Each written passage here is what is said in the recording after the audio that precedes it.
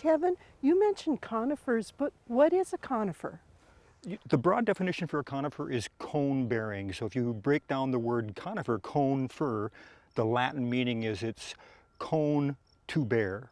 So you get the seed. So conifers are considered more of a primitive way to produce seed. They don't have a fruit with the seed in it. They have what's called a naked seed. So as that cone develops in the spring, eventually it just opens up and disperses the seed. So conifers are considered an older plant on Earth.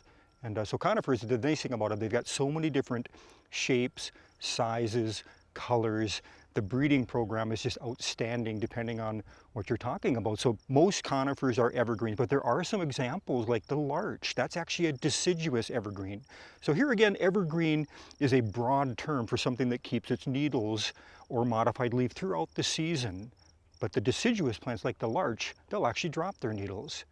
So what are some of the different conifers you have here in your yard? Yeah, most of them, what I try to buy is the conifers just to let them do their natural thing, whether it's going to be a weeping, like this weeping Norway that you see here, or one of my other favorites is the Colorado blue weeping. I believe this is the Blues Colorado weeping, but you can also do quite a bit of shaping on conifers if you need to. This is a Pinus mugo Pumilio variety, and I've kept this sheared like a pincushion now for, well, this is one of our first beds.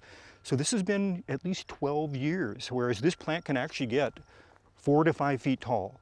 So you can do shearing. I'm just not as much into the manipulated type look. So again, we're talking about the yellows that you can get. If you take a look at this yellow ribbon arborvitae, look at this thing, just the color is outstanding throughout the year. And then you can bounce over to the Taylor's Sunburst, which that's actually a lodgepole pine, another conifer, but it gets in the spring that burst of yellow growth, and then that fades to green. I'm going to mention one more. It's just the opposite. The winter sun mugo pine, that becomes yellow in the fall, and then it's yellow all through the winter. So you've got all these different variations.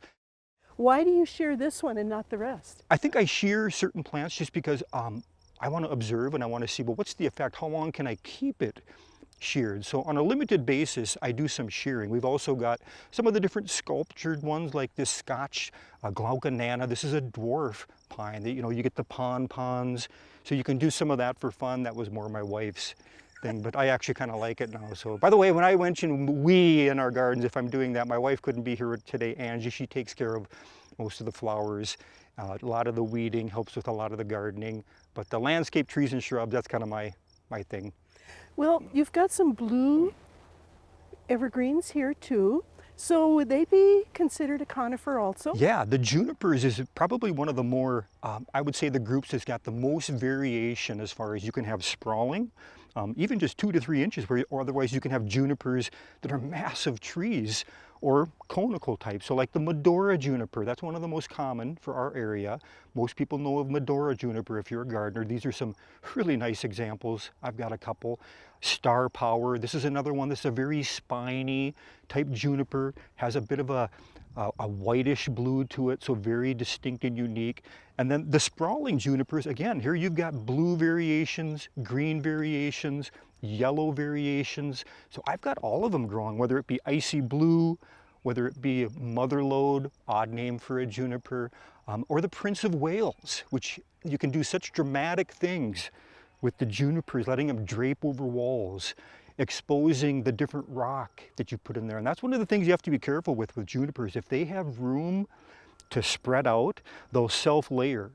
That wood stem on dirt or mulch, it'll start rooting in. How do you keep some of the evergreens from getting yucky on the bottom?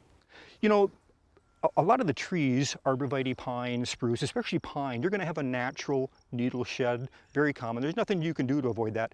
I think with the juniper, if you're talking about the brown, really what's happening is that foliage is shading out its lower area. So you're just basically no sun and you're going to get that desiccation. Now, we might think, what's wrong with this plant? But I think a plant, as it uptakes nutrients and water from the soil, what you're getting is a plant's replenishing those nutrients. So that natural needle shed, that drop, is really not a problem. It's more a problem for us maybe. But Otherwise spider mites can be a big problem on junipers and can cause that browning.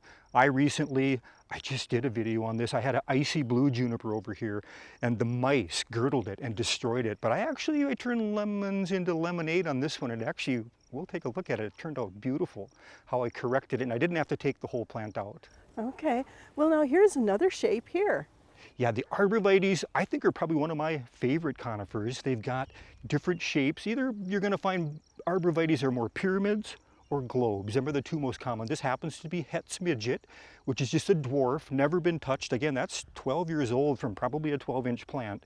And I like the bunchiness. You can certainly shear it for a more formal effect. That's always just a personal gardener's choice. So the Het Smidget compared to, if you take a look over here, look at those two De Groots. That's De Groot spire, very narrow, very upright. It's got that characteristic forking that you see on the top there.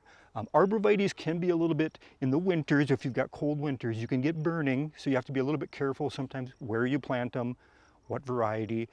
But I've had great luck with both of these for our harsh winters. Sester's Nursery out in Oregon is one of the, a grower been around a long time. This is one of their varieties, dwarf Sester Colorado spruce. Here again, never been touched. That's about 6-7 feet now. They'll get up even a little bit bigger. That's considered their mature height. But look at that blue. It's just fascinating. And then right next to it, we were talking about the larch, where we get that deciduous and they get a yellow fall color. Look at that. Isn't that fascinating? Just that weeping habit.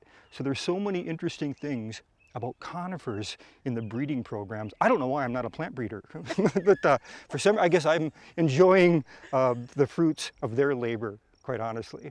The Quebec weeping cedar has got kind of a golden green, this drooping draping. One of the fascinating plants. I got lucky finding this, and I actually had a rep from Isley Nursery, another great grower. He was here and he identified that for me. That was in my early stage of how I organize myself by putting labels in a box rather than writing it down. But yeah, so the Quebec weeping cedar, fascinating plant. How did you ever get it? I don't remember. Okay.